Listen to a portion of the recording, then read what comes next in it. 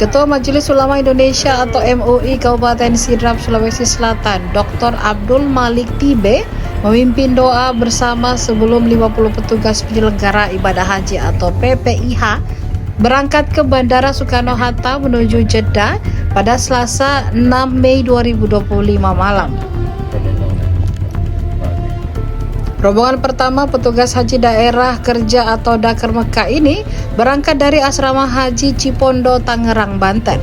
Kabid Haji Kemenak Sulsel Iqbal Ismail juga ada dalam rombongan ini bersama sejumlah rombongan petugas haji asal Indonesia Timur.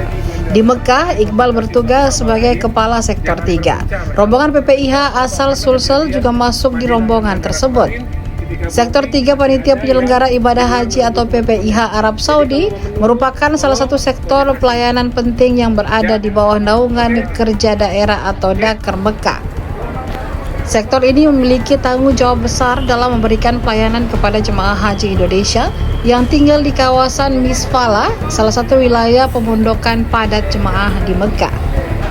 Sektor 3 dikenal sebagai sektor yang sibuk karena menampung ribuan jemaah dari berbagai embarkasi.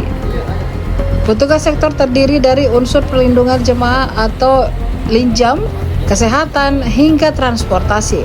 Mereka bekerja 24 jam secara bergantian untuk memastikan seluruh jemaah mendapatkan pelayanan terbaik, mulai dari pemantauan kondisi hotel, distribusi konsumsi, hingga penanganan darurat. Kepala Sektor 3 PPIH Arab Saudi tahun ini, Iqbal Ismail, menekankan pentingnya sinergi antara petugas dan kedisiplinan jamaah. Dengan personel yang solid dan sistem jamaah kerja yang sudah teruji, Sektor 3 menjadi garda terdepan dalam memimpin kenyamanan dan keselamatan jemaah haji Indonesia di Mekah. Tidak hanya bersifat administratif, sektor ini juga menjadi tumpuan jemaah untuk mendapatkan bantuan saat menghadapi kesulitan di Tanah Suci. Download Tribun X sekarang, menghadirkan lokal menjadi Indonesia.